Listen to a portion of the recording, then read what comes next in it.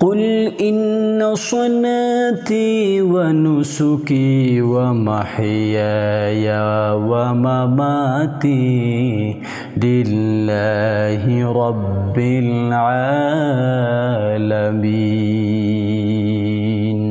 এই দুনিয়ার জমিনের মধ্যে যদি কোনো আমল আমরা মানুষকে দেখাইবার জন্য করি, কোনো আমল আমরা এই পৃথিবীর জমিনের মধ্যে মানুষদের জন্য আমরা করি, একজন মানুষকে দেখাইবার জন্য, একটা গ্রামকে দেখাইবার জন্য কোনো আমল যদি আমরা করি, শ্বশুর বাড়ির মধ্যে গেছি,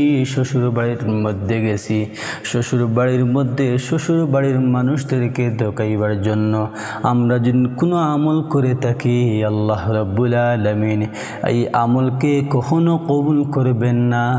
এই আমলের দ্বারা কখনো আমরা জান্নাতি হতে পারবো না, কখনো আল্লাহ রাব্বুল আলামিন আমাদের এই আমলকে কখনো কবুল করবেন না।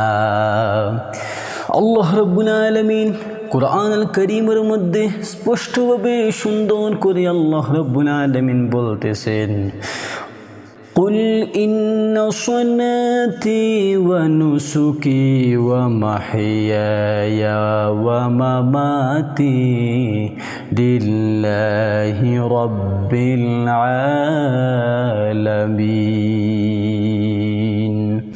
আল্লাহ রাব্বুল আলামিন বলতেছেন, আই আমার প্যারা নবী সাইয়্যিদুল মুরসালিন নবী জনাব মুহাম্মদুর রাসূলুল্লাহ সাল্লাল্লাহু আলাইহি ওয়াসাল্লাম আপনি আপনার উম্মতদেরকে বলে দেন, ইন্না সলাতি ওয়া নুসুকি ওয়া মাহইয়ায়া ওয়া মামাতি লিল্লাহি রাব্বিল আলামিন। আল্লাহ রাব্বুল আলামিন বলতেছেন, আমার প্যারা নবী মুহাম্মদুর রাসূলুল্লাহ সাল্লাল্লাহু আলাইহি ওয়াসাল্লাম আপনি আপনার উম্মতদেরকে বলে দেন, ইন্না সলাতি নিশ্চয় তোমাদের নামাজ, ওয়া নুসুকি এবং তোমাদের কুরবানি, ওয়া মাহইয়ায়া ওয়া মামাতি এবং এই পৃথিবীর জমিনের মধ্যে তোমার জিন্দা থাকা, ওয়া মামাতি এবং মরে যাওয়া, লিল্লাহি রাব্বিল আলামিন সব কিছু একজনের জন্য, তিনি হলেন রব্বুল আলামিন। এই পৃথিবীর জমিনের মধ্যে তুমি নামাজের মধ্যে দাঁড়াইবা, এই নামাজের মধ্যে কেউ তোমার নামাজ দেখছে কি দেখছে না এটা তোমার দেখার দরকার নাই। তুমি নামাজের মধ্যে যেই সময় দাঁড়াইবা সেই সময় শুধুমাত্র একজনকে খেয়াল করবা, একজনকে উদ্দেশ্য করে এই পৃথিবীর জমিনের মধ্যে তুমি যেই জায়গার মধ্যে সজদা দেও না কেন, একজনকে উদ্দেশ্য করে তুমি সজদা দিবা, তিনি হলেন আমার আল্লাহ। এবং তিনি যদি আপনার নামাজকে দেখে নেন, তিনি তিনার সামনে যেই সময় দাঁড়াইবে, এই সময় যেদিন আল্লাহ রাব্বুল আলামিন আপনার দিকে খেয়াল করে দেন, আল্লাহ রাব্বুল আলামিন সঙ্গে সঙ্গে তোমার নামাজকে কবুল করে নেবেন। আর এই পৃথিবীর জমিনের মধ্যে মানুষদেরকে যদি তুমি দেখাইবার জন্য নামাজ পড়ো, আল্লাহ রাব্বুল আলামিন তোমার নামাজকে কখনো কবুল করবেন না।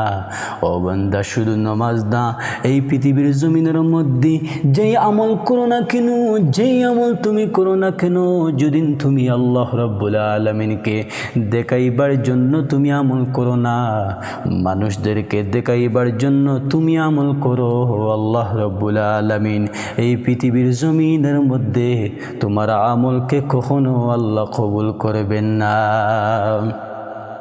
এরপরে আল্লাহ রাব্বুল আলামিন বলতেছেন, কুল ইন্না সলাতি ওয়া নুসুকি এবং তোমার কুরবানি, ও বান্দা তুমি কুরবানি দিবা কার জন্য? আল্লাহর জন্য কুরবানি দিবা।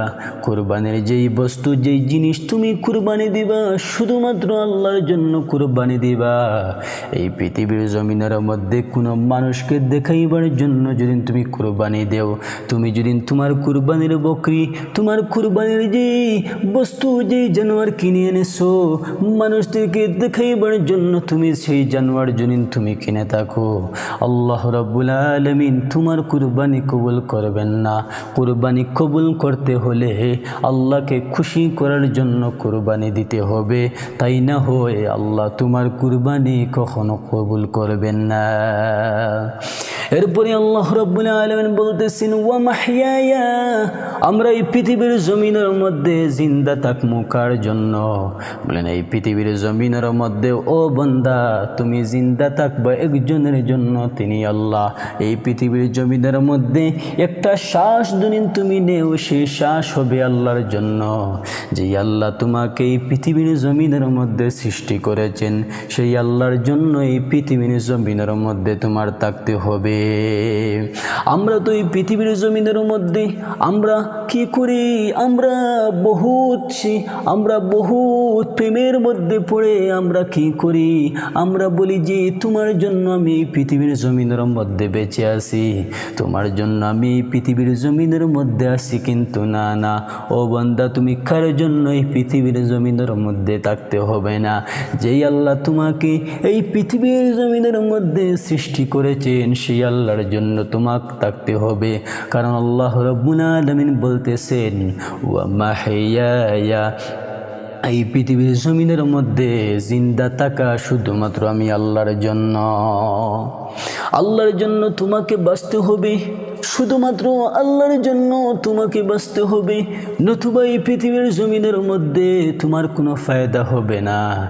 যত সময় পর্যন্ত একটা শ্বাস তুমি আল্লাহর জন্য লইতে পারবা না, যত সময় পর্যন্ত তোমার শ্বাস আল্লাহর জন্য হবে না, তোমার শ্বাসের মধ্যে আল্লাহর জিকির হবে না, তোমার শ্বাসের মধ্যে আল্লাহর নাম উচ্চারণ হবে না, ও বান্দা কখনো এই পৃথিবীর জমিনের মধ্যে তুমি সাকসেস হতে পারবা না। কখনো এই পৃথিবীর জমিনের মধ্যে আল্লাহর মায়ের বান্দা হইতে পারবা না। আল্লাহর মায়ের বান্দা যারা এই পৃথিবীর জমিনের মধ্যে সবার কলবের মধ্যে, সবার শ্বাসের মধ্যে, সবার জবানের মধ্যে আল্লাহর জিকির ছিল, আল্লাহর নাম ছিল, আমার ভাইয়েরা এই আল্লাহর নাম তোমার কলবের মধ্যে হইতে হবে। আল্লাহর নাম যেই সময় তোমার কলবের মধ্যে চলে আসবে, আল্লাহ রাব্বুল আলামিন যেই সময় তোমার হায়াতের মধ্যে, যেই সময় তোমার শ্বাসের মধ্যে আল্লাহর নাম চলে আসবে, সেই সময় আল্লাহর মায়ার বান্দা হইতে, আল্লাহর মায়ার বান্দা হইতে তোমাকে এই পৃথিবীর জমিনের কোনো মানুষ আটকাইতে পারবে না। এরপরে আল্লাহ রাব্বুল আলামিন বলতেছেন, ওয়া মামাতি, এই পৃথিবীর জমিন থেকে যে সময় তুমি এই পৃথিবীর জমিন থেকে চিরবিদায় হয়ে যাইবা, ও মামাতি, চিরবিদায় হয়ে যাইবা, এই সময় এই চিরবিদায়টা, এই মৃত্যুটা কার জন্য? বলে না, এই মৃত্যুটা একজনের জন্য হবে, তিনি হলেন আমার আল্লাহ, যিনি তোমাকে এই পৃথিবীর জমিনের মধ্যে জিন্দা রেখেছেন, যার জন্য এই পৃথিবীর জমিনের মধ্যে তুমি জিন্দা আছো। সেই আল্লাহর জন্য তোমার মৃত্যু হতে হবে, সেই আল্লাহর জন্য তুমি এই পৃথিবীর জমিন থেকে তুমি কবরের মধ্যে যাইতে হবে। এর কারণে আল্লাহ রাব্বুল আলামিন বলতেছেন, ওয়া মামাতি লিল্লাহি রাব্বিল আলামিন। এই পৃথিবীর জমিনের মধ্যে মৃত্যুকে বই পাইতে হবে না, মৃত্যুকে বই পাইলে তোমার হবে না। আমাদের মধ্যে বহুত মানুষ আছে, আমরা মৃত্যুকে ভয় পাই, কিন্তু যেই মানুষেরা এই পৃথিবীর জমিনের মধ্যে মৃত্যুকে আল্লাহর জন্য রেখেছেন, যেই মৃত্যু আল্লাহর জন্য হবে, সেই মৃত্যুর মধ্যে কোনো ভয় নেই। ওয়া মামাতি লিল্লাহি রাব্বিল আলামিন, রব্বুল আলামিনের জন্য যদি তুমি আর মৃত্যু হয়, তোমার যদি মৃত্যু যেই আল্লাহ তোমাকে সৃষ্টি করেন সেই আল্লাহর জন্য হয়, তাইলে এই পৃথিবীর জমিনের মধ্যে কখনো তুমি মৃত্যুকে ভয় পাইবা না।